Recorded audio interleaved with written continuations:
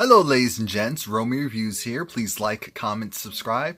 This is my review for American Horror Story Season 8, Episode 5, Boy Wonder. So this is Apocalypse. We have the witches back. Now I'm fully interested again. I did reviews for each episode, but now I'm all in again. So it starts off with Cordelia. Cordelia, she's going through a lot. Her two girls are back, as in Queenie and Madison, but she has to figure out what her final decision will be. And she's going to allow for Michael to take Mr. Landon to take the test of the 7 wonders, which would essentially, if he passes, he'll become the next Supreme, or so the test says. What a lot of people don't understand is, you don't just automatically die. This control and power isn't just automatically revoked, especially since this guy's the Antichrist, so what would he be really inheriting anyway? Anyway, so they go back to the coven. The ladies go back to the coven, and it was good seeing the house again. Balenciaga's upset. Balenciaga's upset because she feels like, hey, you're allowing these disgusting men to go and potentially take over. But Cordelia had to let her know, I'm sorry, hon, but I'm dying. She's dying. Her time is up. Her powers are eating away at her because they're slowly trying to get out and go to the next Supreme. That's how this process works. So Balenciaga says, wait a minute. Why don't you choose someone who is a part of the coven, like Mallory? Mallory was able to go, and there was a deer that was pretty much dead. Not only did she heal the wounds of the deer, she also reversed the aging process. So her power's on a whole nother level. Unfortunately, that takes time and grooming, and for what's going on, Cordelia needs someone powerful to take over now. Speaking of someone powerful, we have Coco. So Coco's father brings her to the coven because Coco's father says, hey, you have powers. You have an ability. Coco can sense gluten. You heard me correctly. Coco can sense gluten. She's a gluten detector. Her brother was gonna eat something and she said, no, don't. And her eyes going, she goes, yep, it has gluten. We even see her a bunch of rich women asking, does this product have gluten? Does this product? Yes.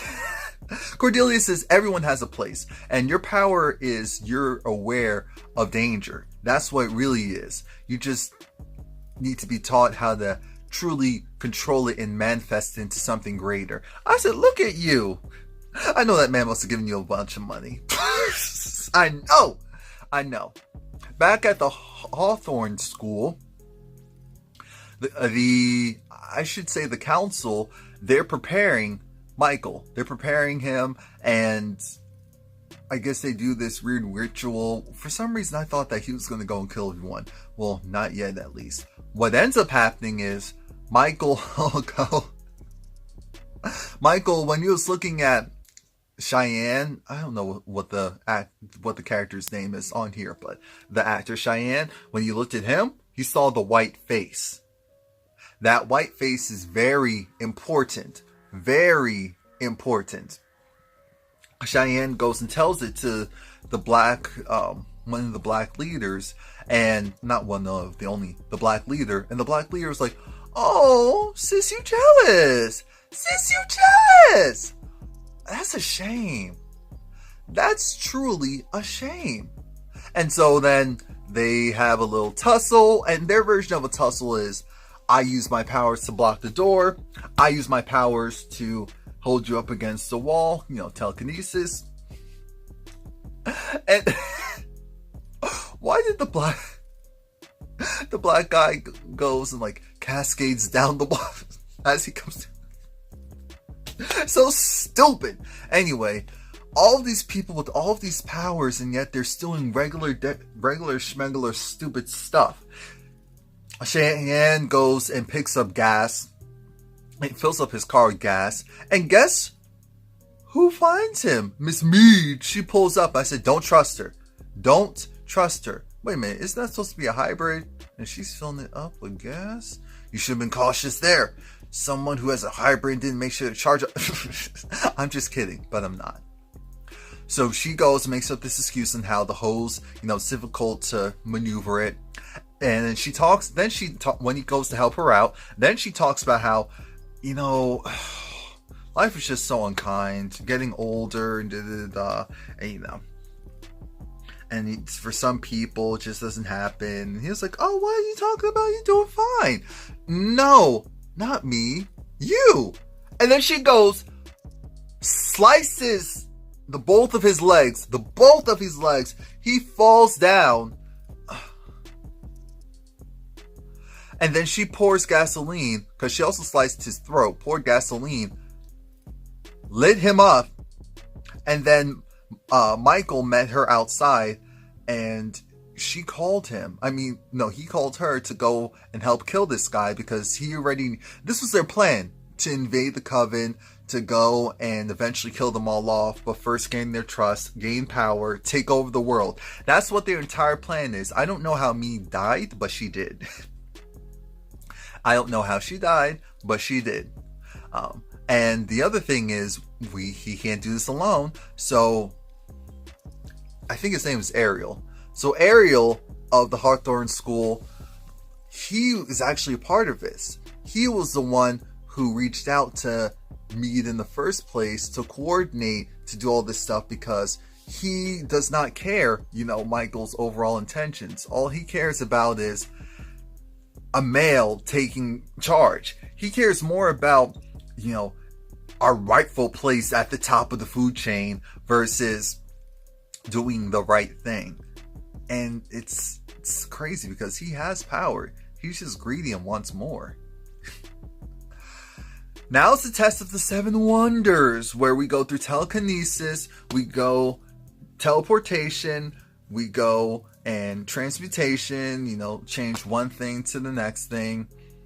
We go and, start a fire. We do all the tests except for the final one, which is he needs to go into the underworld and get Misty. Yes, we're going to go and get Misty. The thing is, Ariel was pissed because he's like, dang, that wasn't part of the plan. He knows that that's a test that's normally impossible. Period.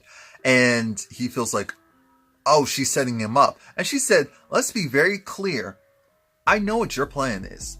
I know what you want. And at the end of the day, I don't care. What I care about is making sure that this child is the right person. We're facing something stronger than you could ever possibly imagine. And be very clear. I'm way stronger than you could or would ever be. I could rip out your larynx if I wanted to. I'm showing great restraint. Don't compare me to my mother, to Jessica Lange. Don't you dare. Don't you dare. I'm still a boss. I might be nicer, but I'm still a boss. And Michael said he wanted to go and do the test. So, which means Michael's going to do the test.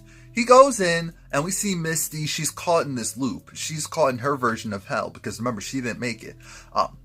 And in her hell, she's in science class, and it's probably a time when she was younger and she was forced to kill a frog. Now, the thing is, she brought the frog back to life, and she was made to kill a living thing with a scalpel.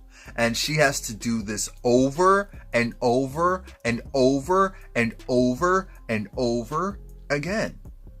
Until we see, wait a minute now. The teacher's insides, his intestines, his lower intestines were just spewing out. He was cut open from the back and it just started spewing out. And we see Michael behind him. And now I'm like, this guy's the Antichrist. You can't tell me anything different. You can't tell me anything different. And Missy looks scared. And she should have been. So once Michael came back, then they're like, well, what happened with Misty? Misty's body that of course disintegrated. It reintegrated and it became whole, and Misty was alive. And so now it's like, whoa, this guy is the new Supreme.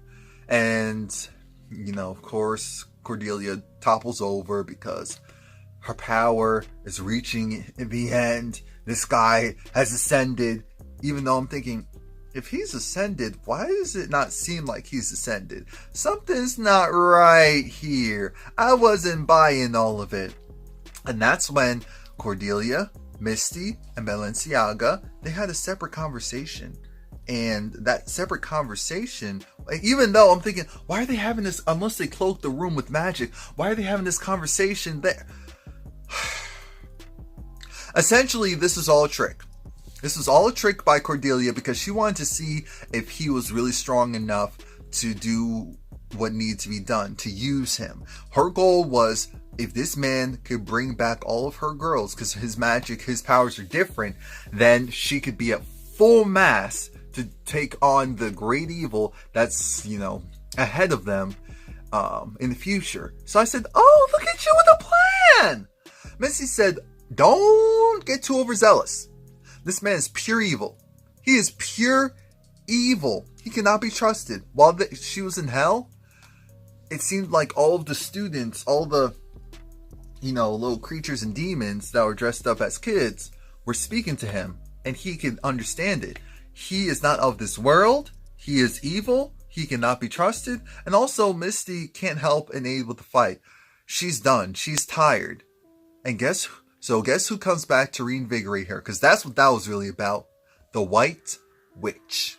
Stevie Nicks.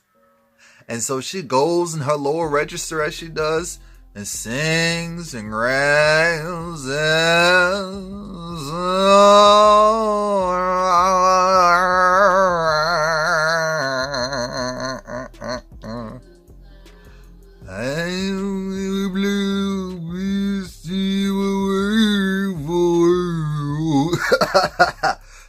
Anyway, while that's happening, we then see that Cordelia leaves and she brings Emma Roberts. Problem is, Persnickety Black Guy overheard their conversation.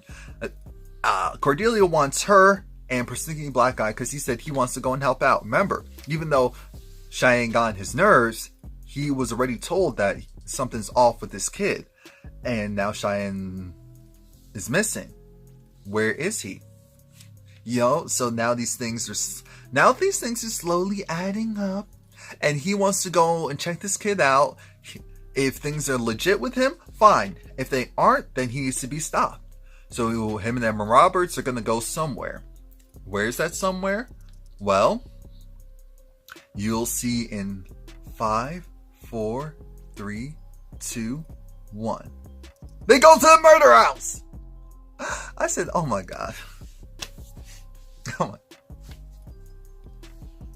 Now we're really finally gonna switch. They're combining all the. I told you they were gonna combine most of the seasons. I knew it. I knew it was gonna be more than just 2. We have Coven.